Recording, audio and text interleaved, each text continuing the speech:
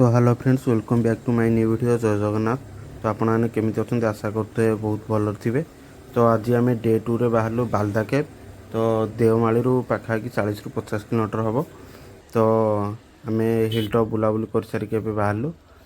आपण मैंने आसुन देवमाली तो देखिपे ये राइट साइड्रे जो रेस्टोरेंट पड़ूँ तो ये गोटे ही रेस्टोरेंट अच्छी खायापाई आपठी आसपारे। आउ जदि खाइबार किसी सुविधा आपने गैस कि अलग किसी व्यवस्था कर तो बहुत बेटर हम, कारण ये खाଇବା भी एत भल ना। तो देवमाली हिल खसला बेलर दृश्य किसी देखु। पूरा चारिपटे पूरा पहाड़ आउ बहुत ही सुंदर दृश्य देखा मिल। आपण मैंने यार एंजॉय करके जिवे। देखु आउ सामने देखु से पैरासिलिंग होची। आम एबे जीवु सेठी मु आपण मानू हेठी देखैबी पैरासिलिंग केमति करा होची।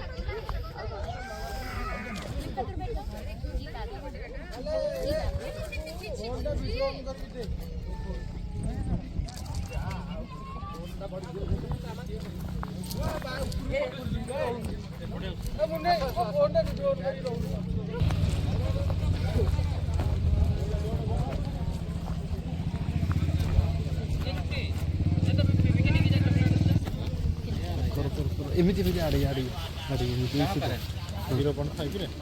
ना नॉर्मल कौन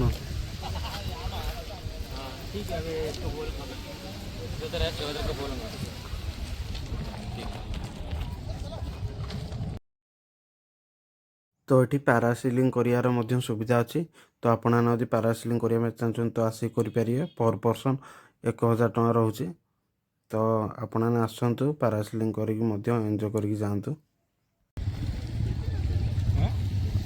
कौन कहल ना पुणी धरिकी आसवे आगुरा हाइट रही भल तले।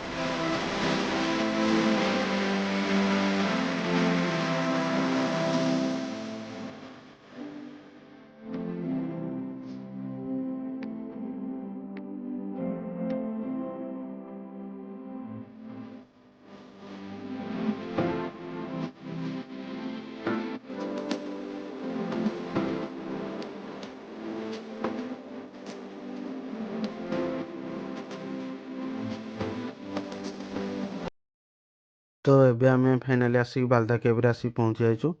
तो बहुत सारा लोक एबे बुलाबुली करिकी जाई साइलेनी। तो आउ किछि लोक एबे अछंती बुलाबुली करूछंती।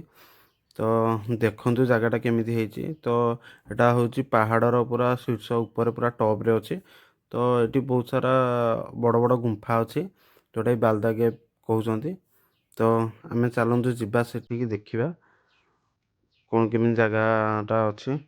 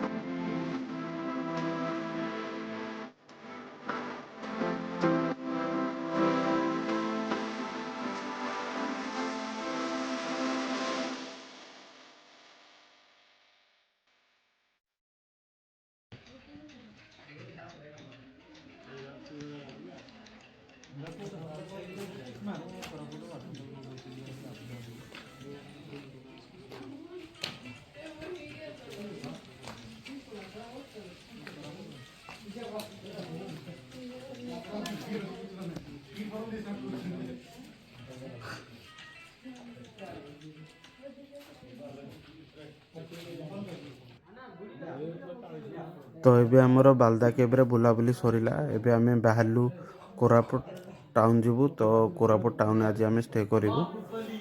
ତ ନେକ୍ସଟ ଡେରେ ଆମେ ବାହାରିବୁ ଚିତ୍ରକୂଟ ୱାଟରଫଲ୍, ଯେଉଁଟାକି ଛତିଶଗଡ଼ରେ ଅଛି। ତ ଚାଲନ୍ତୁ ଏବେ ଆମେ ଯିବା, ପୁଣି ଦେଖା ହେବ ନେକ୍ସଟ ଭିଡ଼ିଓରେ। ଜୟ ଜଗନ୍ନାଥ।